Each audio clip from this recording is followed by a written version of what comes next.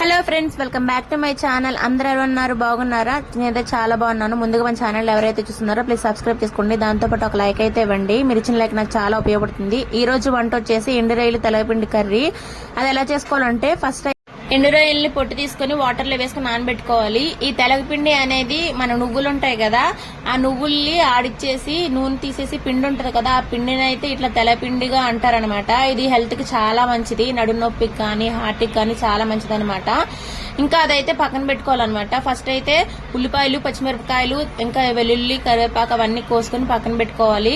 ఒక ప్యాన్ అయితే పెట్టుకుని ఆయిల్ అయితే సరిపడా వేసుకోవాలన్నమాట. ఆయిల్ కొంచెం ఎక్స్ట్రా వేసుకున్నా పర్వాలేదు. ఇంకా దాంట్లోకి అయితే జీలకర్ర బాగా వేగిపోయిన తర్వాత మనం కట్ చేసి పెట్టుకున్న ఉల్లిపాయలు, పచ్చిమిరపకాయలు, కరివేపాకు, వెల్లుల్లిపాయలు తగినట్టు అవన్నీ వేసుకొని బాగా ఫ్రై చేసుకోవాలి. దీంట్లో ఏంటంటే టమాటా మనం వేసుకోము. టమాటా వేసుకుంటే అసలు కూర అంటే బాగోదంట. అందుకని చెప్పి ఉత్తి ఉల్లిపాయలు మాత్రమే వేసుకొని బాగా ఫ్రై చేసుకోవాలి. అమ్మ అయితే చేస్తుంది అనమాట ఈ కర్రీ. నేనైతే అమ్మ ఎట్లుంటది కర్రీ అంటే చాలా బాగుంటది, కోడిగుడు కూర తింటాం కదా అట్లా ఉంటదని చెప్పింది అనమాట. ఇంక ఉల్లిపాయలు బాగా ఫ్రై అయిపోయిన తర్వాత దాంట్లోకి ఉప్పు, పసుపు తగినంత కారం వేసుకొని బాగా కలుపుకోవాలన్నమాట. కారం మీరు ఎంత తింటారో అంతే వేసుకోండి, లేదంటే మళ్ళీ కారం ఎక్కువ అయిపోయి తినబుద్ధి అవ్వదు. ఇంకా బాగా కలిపిన తర్వాత తగినన్ని వాటర్ అయితే వేసుకోవాలి. ఈ కర్రీని అయితే నేను ఫస్ట్ టైం తింటున్నాను. ఎట్లా ఉందంటే టేస్ట్ కోడిగుడ్డు పొరుటు ఉంటది కదా, సేమ్ అట్లే ఉందనమాట.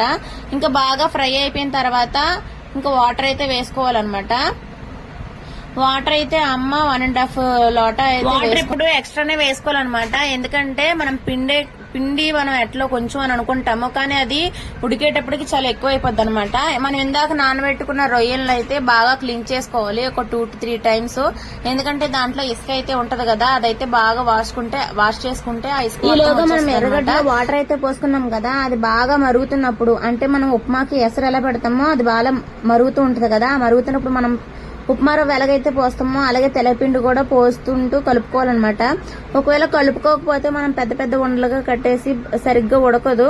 అది మీరు బాగా చూసుకొని కలుపుకోవాలి. ఇది బాగా కలుపుకున్న తర్వాత మళ్ళీ ఒక 5 నిమిషాలు అయితే మూత పెట్టాలన్నమాట. మూత పెట్టేసిన తర్వాత అది ఎలా ఉంటదంటే మొత్తం పొరుట్లాగా అయితే వాటర్ అంతా పీల్చేస్తుంది. కొంచెం వాటర్ పీల్చుకోవడానికి టైం అయితే పడుతుంది అనమాట.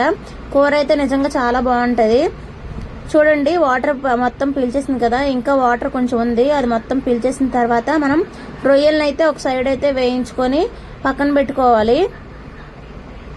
చూడండి, రొయ్యలు అయితే కడిగాను కదా ఎంత వైట్ గా వచ్చేసినాయో. ఇంకా మనం పెనం పెట్టుకుని దాంట్లో ఆయిల్ వేసుకొని రొయ్యలు అయితే ఫ్రై చేసుకోవాలి. ఈ రొయ్యలు అయితే ఫ్రై చేసినప్పుడు ఎంత మంచి స్మెల్ వస్తుందంటే, ఈ స్మెల్ ఇష్టమైన కామెంట్స్ లో కామెంట్ చేయండి. నాకైతే చాలా ఇష్టం అనమాట.